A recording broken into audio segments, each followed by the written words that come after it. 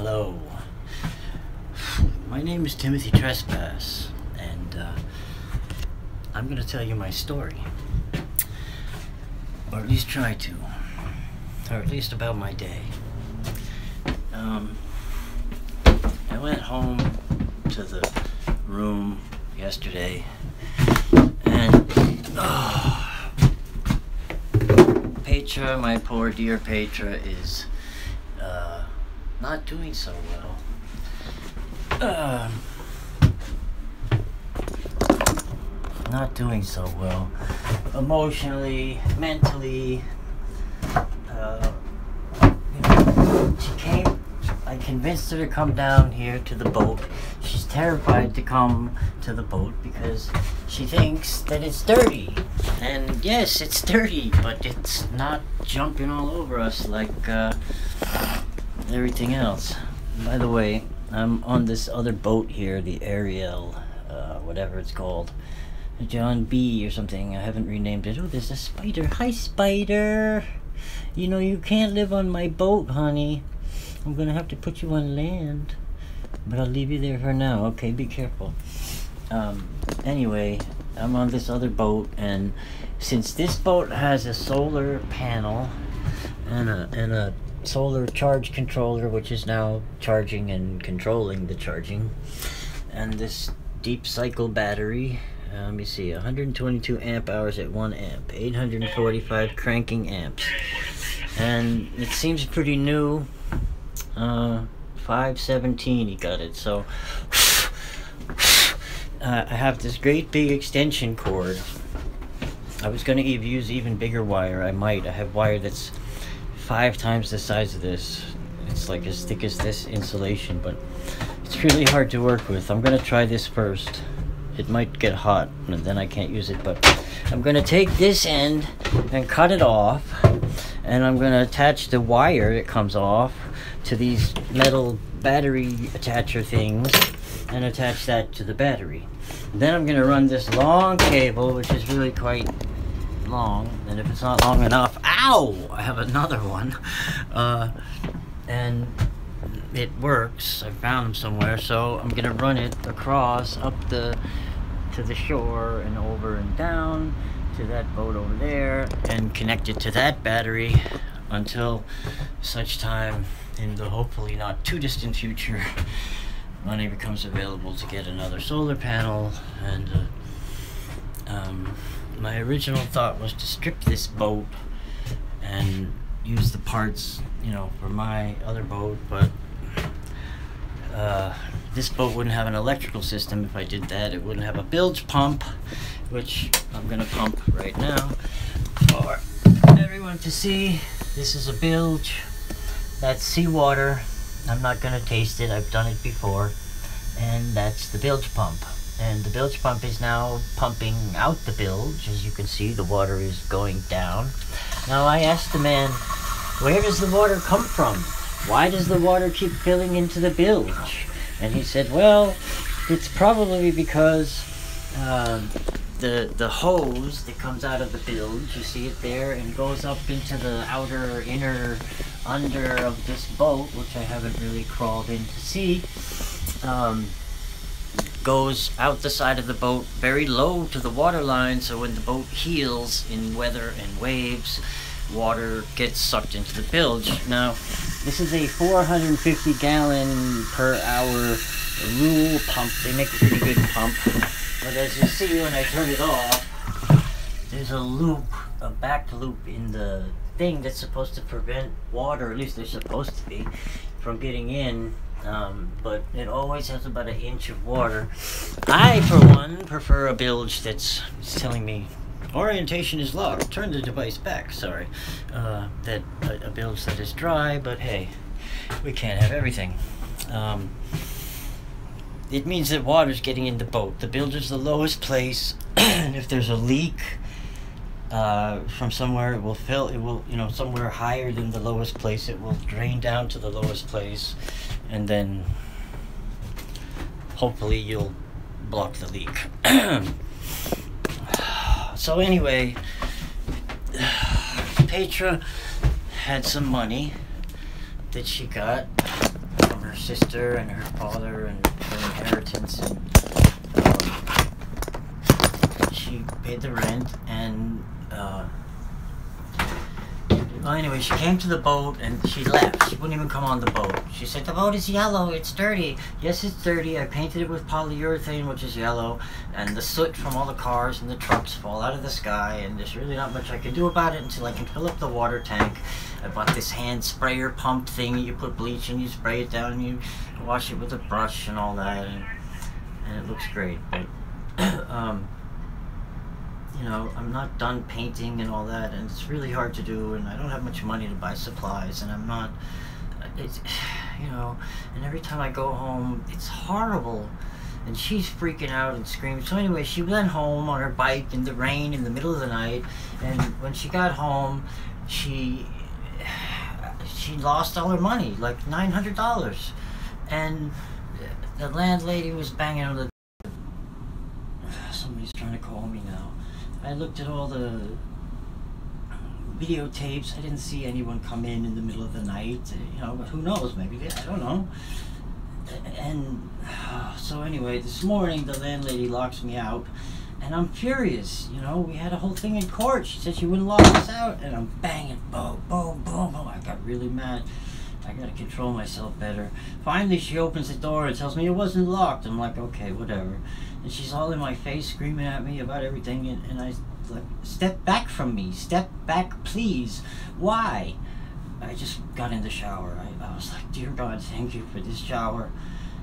Please help me calm down. This woman is not being friendly. I mean, of course, which is how she knocks on our door. Anyway, I'm crazy. I can't help myself sometimes. I don't sleep. I'm in pain, and these people are screaming at me. All last night, the people across the street were having a big argument about some lady who lost $1,000 because the landlady stole it from her, and la la la la la. And I'm like, why? What? You know,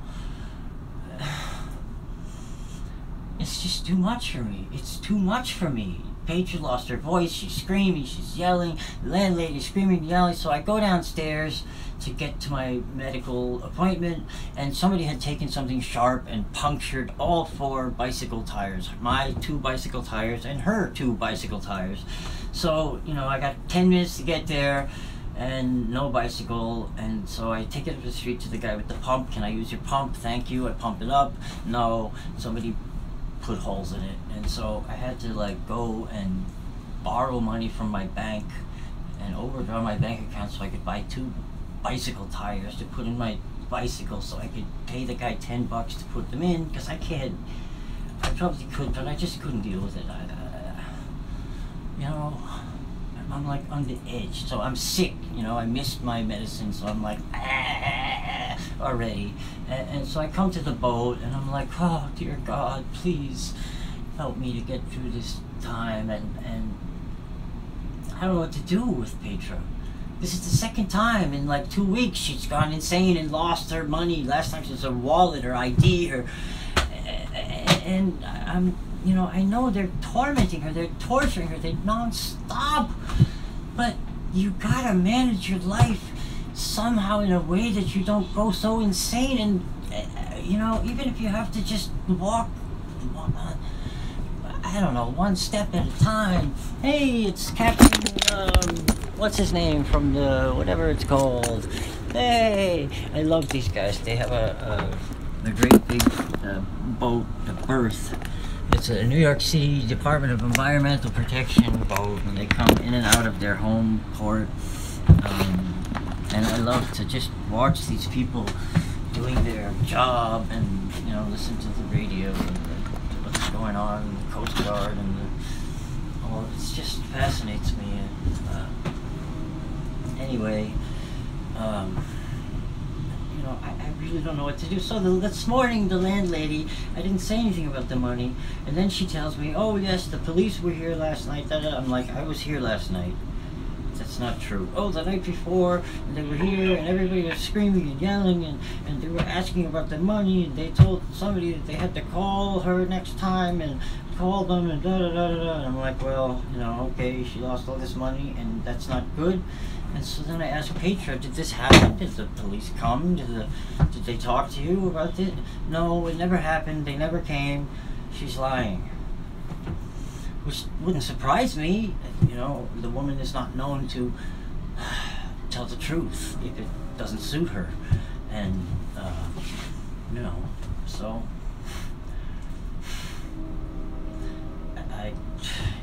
I can understand her rage with Petra and I, by extension. I don't know what to do. I really don't. You know, I got this application for housing for people with mental problems, supportive housing for people who are on mental, you know, medications for psychotropic medications to manage emotional disturbance and psychiatric disturbance.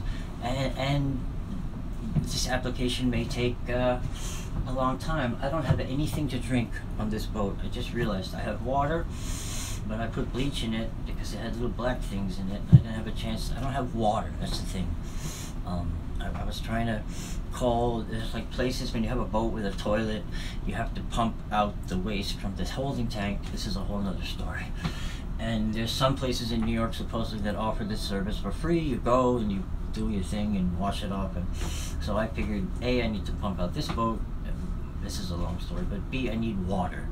I got a 30-gallon tank in the other boat, and you know, I need gas, I need water, and so every day at low tide is twice a day. Today was at 4:50 something. Low tide, you know, low tide is amazing. You can actually see the crabs on the post there, and you can see the bottom sometimes when the sun is right. It's like 9, 10, 12 feet, I don't know. The tides have been beyond astronomical, whatever that means, recently, in that high tide has been a foot above. I drew these black triangles on the wall where I've been anchoring.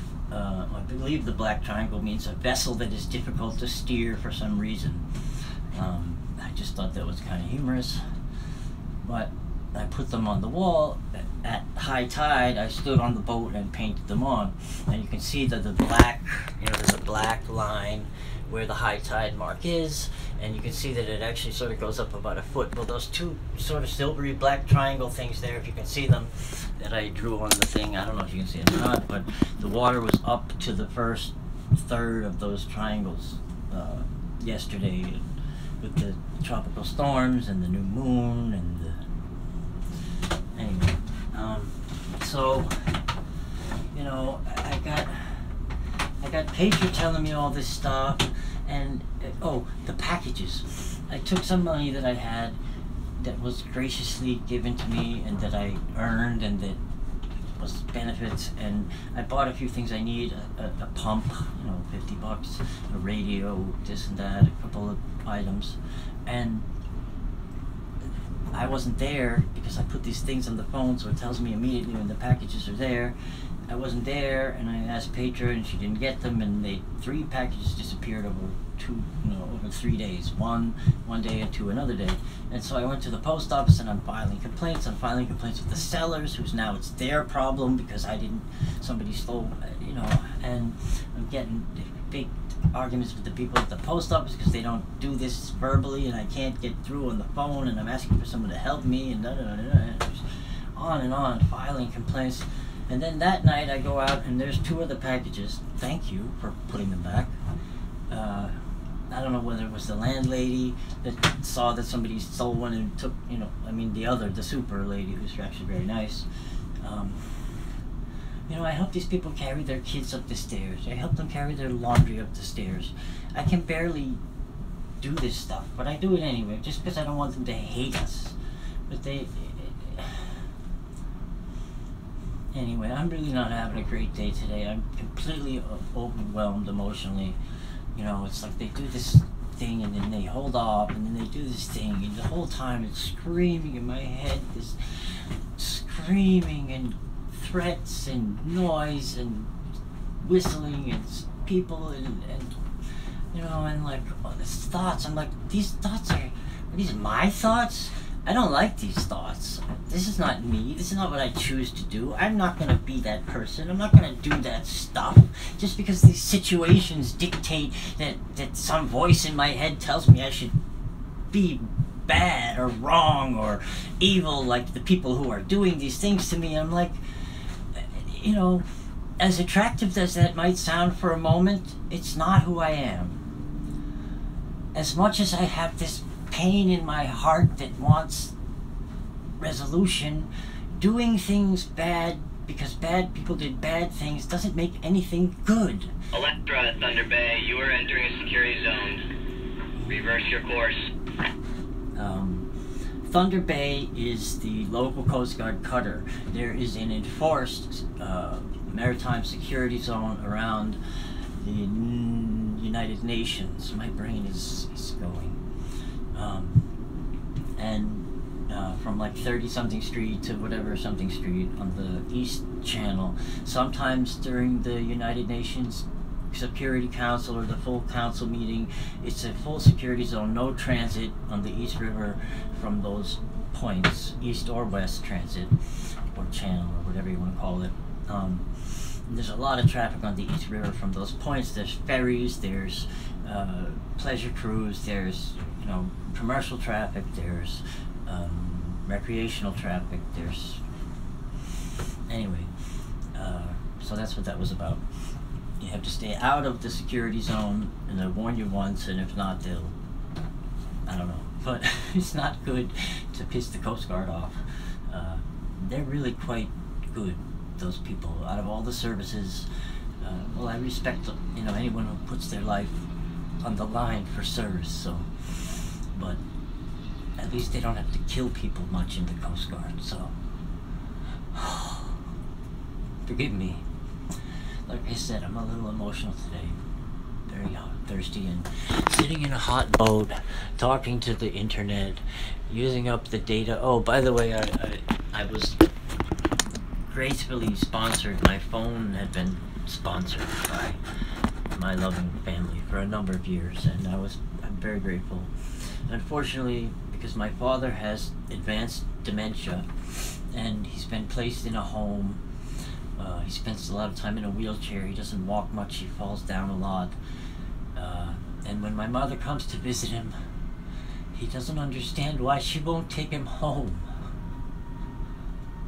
And, you know, he's in there for the rest of his days.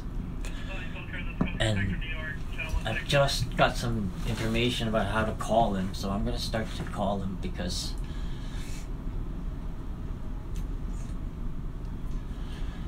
out of all the people that, you know, that stood by me in my life, my father tried the best he could, you know. I mean,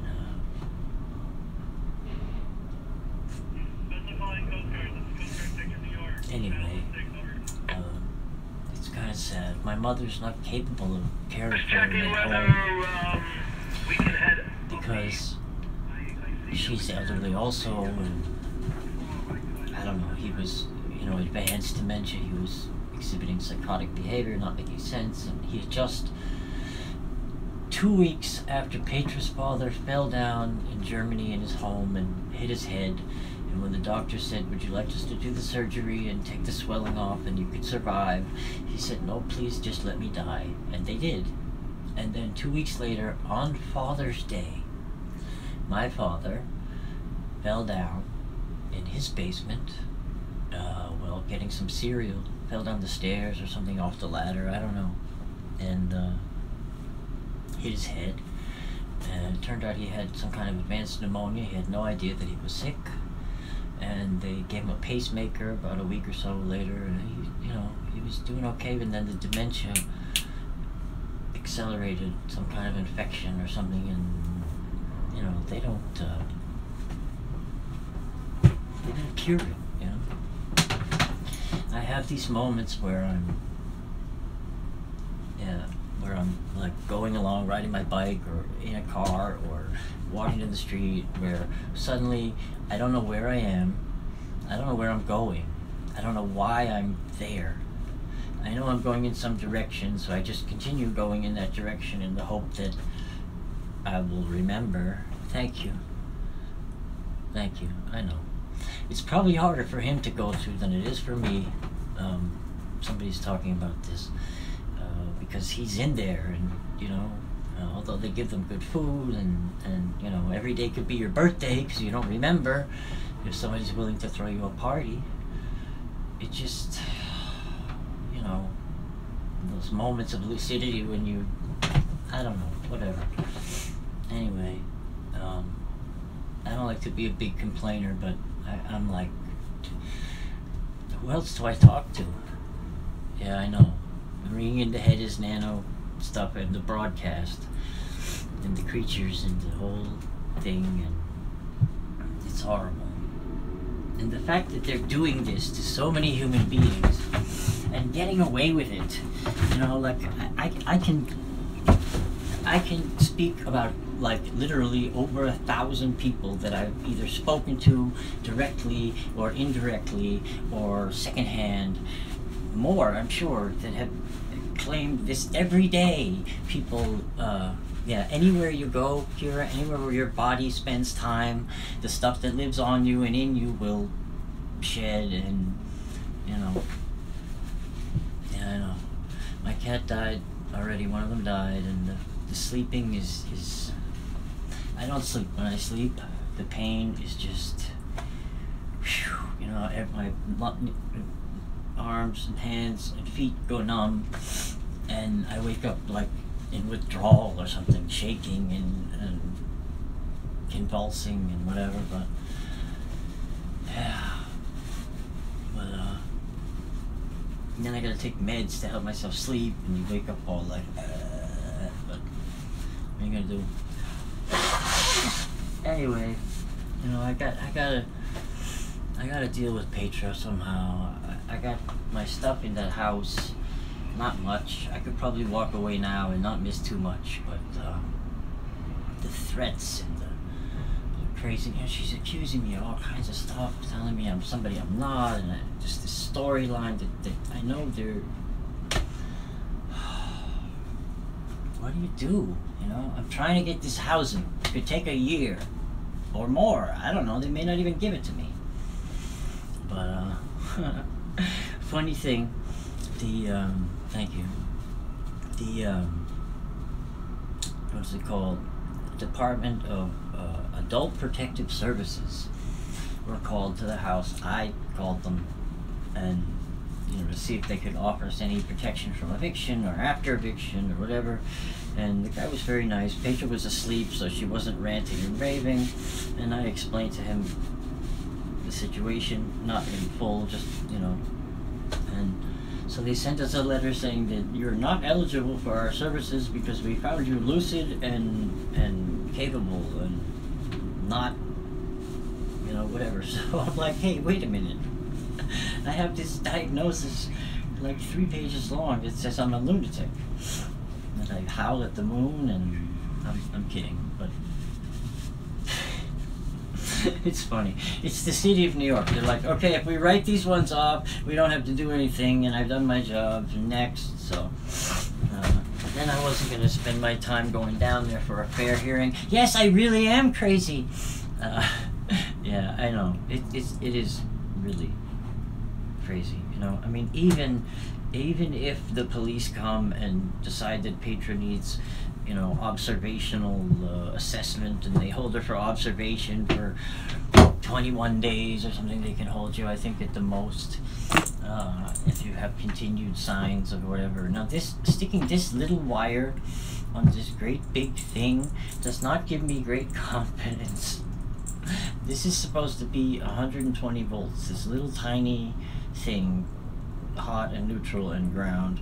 That's what I'm doing now. I'm on the boat fixing this electricity so that I can share the electricity here with the electricity there, because I don't have a charger over there. The wire that I have that I was going to use is as thick as this, with insulation on it, each one. So I need 2 of them. And I thought, well, it would be so much easier if I just have this thing, and then I can plug it in and unplug it, and I won't electrocute myself having this great big wire with this hot 12 volt 800 amp, you know, maybe this isn't the right wire to use. I mean, even the wire that's on here is twice or 3 times the size of what I'm planning to use. So maybe it's not such a good idea. Yeah, that wouldn't really help. Okay, I don't know. Maybe I should just go get the really big wire and do it that way. Anyway, I'm at my wit's end, you know. I gotta get through the night. Petra called me. Oh, I need your phone to call my messenger. She lost her voice. Oh God, where are you? You're on the disgusting boat. I'm like, oh my God, what am I supposed to do? You know, like, thank you. I appreciate it. Really, I'm like, I'm. First, I'm at my wit's end. Second, I'm flabbergasted. Third, I'm terrified. Fourth, I'm like, I feel such pity and compassion for her, but at the same time, just being around her is like, sometimes it's wonderful, and other times it's like you might as well pull out your hair, because that's easier.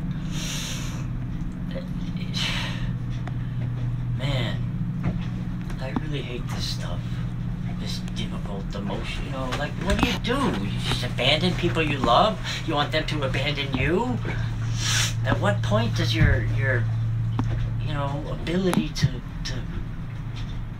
take your comrade in arms over your shoulder and bring them to the what? Back to the medical tent? We don't have one. To the finish line? I mean, excuse me. You know, the thing is that, oh man.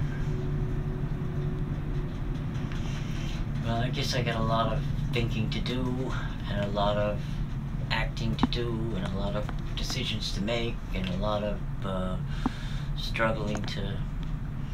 I'm not bringing my bike back home again. Yeah, that's what some people say. You gotta stick together. And other people say, get away from her. She's sucking the life out of you. Which is what I tell her sometimes. And I feel so horrible when I yell at her. I mean, God, it's... Why? Why is it so hard?